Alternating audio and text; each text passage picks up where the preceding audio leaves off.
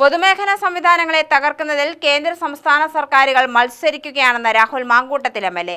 രാജ്യത്ത് ഗ്രാമീണ വികസനത്തിന് ഊർജ്ജം നൽകിയത് ഇന്ദിരാഗാന്ധി നടപ്പിലാക്കിയ ബാങ്കുകളുടെ ദേശസാൽക്കരണമാണെന്നും അദ്ദേഹം പറഞ്ഞു. കേരള ബാങ്ക് എംപ്ലോയീസ് കോൺഗ്രസ് ഉദ്ഘാടനം ചെയ്ത് സംസാരിക്കുകയായിരുന്നു രാഹുൽ മാങ്കൂട്ടത്തിൽ. സാധാരണക്കാർക്ക് ബാങ്കിംഗ് ഇടപാട് അപ്രാപ്യമായിക്കൊണ്ടിരിക്കുകയാണ്. ശതകോടീശ്വരന്മാരുടെ കടങ്ങൾ എഴുതിത്തള്ളുകയും സാധാരണക്കാരുടെ കിടപ്പാടം ഇല്ലാതാവുകയുമാണ്. ബാങ്ക് ജീവനക്കാരുടെ കാര്യവും സുരക്ഷിതമല്ല.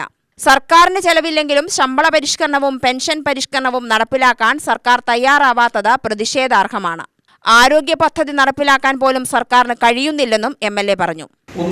പണം വീഴുന്ന തരത്തിലുള്ള ഏതെങ്കിലും മരങ്ങളൊന്നും നിങ്ങൾ നട്ടുപിടിപ്പിച്ചിട്ടില്ല. ഇവിടുത്തെ പണം എന്ന് പറയുന്നവരാണ് സാധാരണക്കാരായ മനുഷ്യന്മാരുടെ നിക്ഷേപത്തിന്റെ ബാക്കിയാണ് ഇവിടുത്തെ പണം. ആ പണം എടുത്ത് ഇവർ കൊള്ളയടിച്ചതിന് പകരമായി 100 കോടി കൊടുക്കാം എന്ന് പറഞ്ഞു കഴിഞ്ഞാൽ സ്വാഭാവികമായിട്ടും കേരള ബാങ്ക് നിക്ഷേപിച്ചിരിക്കുന്ന നിക്ഷേപകന്റെ പണമാണ് പോകുന്നത്, അവന്റെ അവകാശപ്പെട്ട പണമാണ് പോകുന്നത്.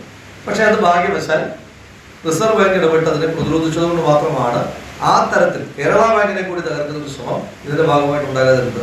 അത് തുടങ്ങി വെച്ചിരുന്ന അവസ്ഥ കരിവന്നൂരിന് ആദ്യഘട്ടത്തിൽ 100 കോടി കൊടുക്കും, മതിയാകൂ. 600 കോടി രൂപ വേണ്ടേ? അവിടെ ബാക്കി 600 വിടുന്നു, കരിവന്നൂരിന് കൊടുക്കും. അത് കാണുമ്പോഴായിരിക്കും അടുത്ത കൊള്ളയടിച്ചൊരു ബാങ്കിന്റെ പ്രസിഡന്റിന് ഒരു സമാശ്വാസമാകുന്നത്. പരസ്യത്തിൽ പറയുന്നതിനോട് മനസ്സിൽ ഇട്ടുകൊണ്ടും അപ്പോൾ അയാളും നേരെ എന്ത് ചെയ്യും? കേരള ബാങ്കിനെ സമീപിക്കും. കേരള ബാങ്ക് ആ ബാങ്കിന് പണം കൊടുക്കേണ്ടി വരും. അവസാനം കേരള ബാങ്കിനെ വേറെ ഏതെങ്കിലും ബാങ്കുകൾ ലിക്വിഡേറ്റ് ചെയ്യുന്നൊരു സാഹചര്യം നമ്മുടെ നാട്ടിൽ ഉണ്ടാകുമെന്നല്ലാതെ മറ്റൊരു പ്രയോജനം അതുകൊണ്ടില്ല. പ്രസിഡന്റ് ഒ പി ഷെരീഫ് അധ്യക്ഷത വഹിച്ചു. Abdul Rahman CK, Rijo Cyriac, S Ramakrishnan, Ramya M, K Girish Babu, B Santhosh Kumar എന്നിവർ സംസാരിച്ചു.